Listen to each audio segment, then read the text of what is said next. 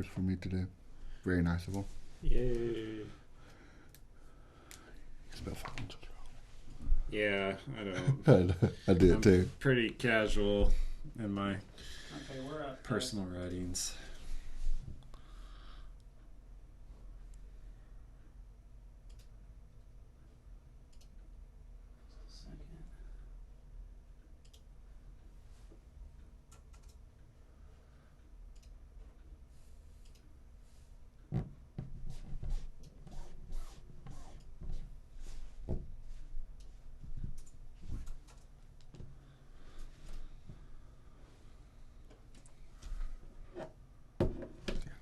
Never know.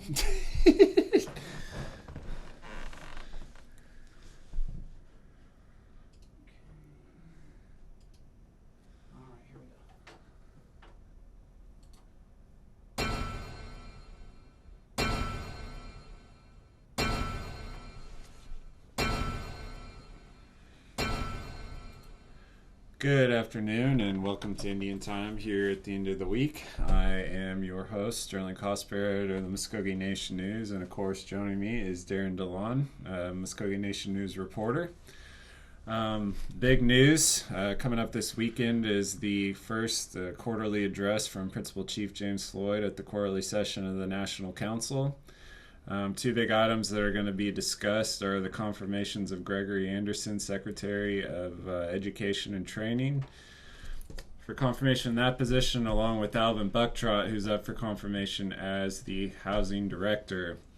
I had spoken with PR Director Jibon Gouge, and we're waiting for a statement or more information. He's going to sit down with Alvin Bucktrott today, he told me, regarding some comments he made in the Hugh Committee meeting, passing his confirmation along regarding people not paying the rent on their houses. So we're waiting to see on that. Mm-hmm. Also spoke with him about the code requirement we discussed yesterday about publishing quarterly financials in the Muskogee Nation News, and he told me that the controller is compiling those and they will be to me by the May 15th deadline, so look out for those. Also tomorrow, like I said, Principal Chief James Floyd is going to be giving his first quarterly report, and Jabon told me that that is going to be published at 10 a.m. tomorrow, and I think it's going to be available on the Muskogee Creek Nation website. We'll have more information on that when I get that and check those facts out. Darren, what do you got going on?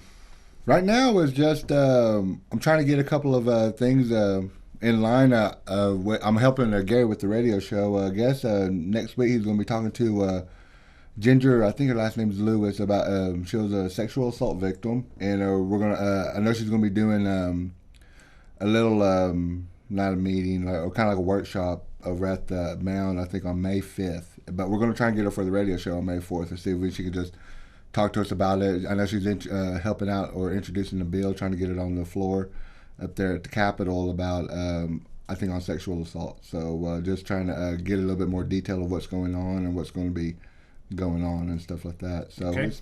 It's right now just trying to get her touch base with her and see what she can do about hopefully next week. So yeah, we're hoping to have her on the show. Okay. Yeah. Well, I saw we updated that story that we talked about yesterday regarding the storms earlier in the week, and the National Weather Service did confirm that that was an EF1. Yeah, they finally confirmed that, EF1 tornado did touch down in Shakota. With, I guess, all those signs that we were all talking about, with the guys that kind of had their doubts, I guess the National Weather Service proved otherwise. So, yeah, it was confirmed as an EF1 touchdown. Yeah, I don't know if we call that good news or what. I know. And we continually have heard, and it's been resubstantiated, that there were no injuries. Yeah, no injuries. Again, you want to bring that story up on the website? Like we pointed out before, citizens that may have been affected by that storm or may be affected by others, there is social services available to help cover those damages. And be looking out for that in the Muskogee Nation News if we can't bring that up, and we'll have that number up for you guys. Will do. Go ahead. But like we said, we were going to keep you guys posted on possible inclement weather today, but so far it's looking pretty nice. So Darren, it looks like you might have a restful weekend ahead of you. Honestly, I'm hoping that this evening will be a night off from that. I know For safety reasons, just being on the safe side. I know James will probably go ahead and go on out there and still look around, keep an eye on the radar. And Yeah, stuff well, like that. for those that weren't tuned in earlier, Darren is also on the emergency management team, which is a great resource for us here at the paper, kind of intermediary to that team, and a good first-hand account. Yeah, I mean, it actually, I mean, and one great thing is like you learn a lot. I mean, you do learn a lot while you're doing that. It's kind of like what we always say, the on-the-job training. I mean, it really does.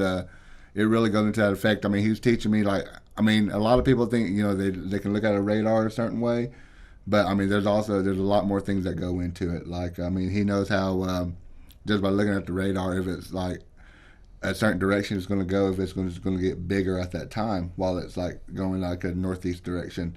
It can also span east too. I mean, it's just the way. I mean, they just know how to look at it. And like I said, I'm just still like just trying to learn. When I thought I knew something, it's been a really educational experience. It really has. I mean, he was. I mean, he knew whenever there was a certain part was going to hit, like what he was going to expect. Like, I mean, like, okay, the heavy rain, the heavy downpour. He goes, I think we're going to get some hail when we're going to be driving through here. Sure enough, he was right. I mean, it was like on the money. Well, so sounds like the guy you want to be with if you got to drive. Exactly. I mean, I think a couple of times. I mean, whenever it was bad weather, I would always call him and see what was going on. Right. So yeah. Okay. Well. Keep it here, of course, throughout storm season. Another thing in regards to, I guess you'd call it weather, everyone remembers the Creek County fires from 2012, and we saw reports today. The gentleman, a Creek citizen, don't know the name off the top of my head. I think it's Billy Cloud, if I'm not mistaken. Cloud, yes. There you go. They'd finally apprehended him. He was a fugitive, did not show up for his set date, facing arson charges. And they finally apprehended him in a warrant sweep here recently. And from what I was reading on that, he spent time, I guess, I mean, he's been on the run since 2012. He was, I guess, staying in Oklahoma City. Area. Yeah, staying in Oklahoma City and then staying around Tulsa. Then he finally came back to Sapulpa, and that's when they did the warrant sweep. That's when they got a hold of him. So. Well, we provided coverage of that back then, and of course we'll be following any inclement weather.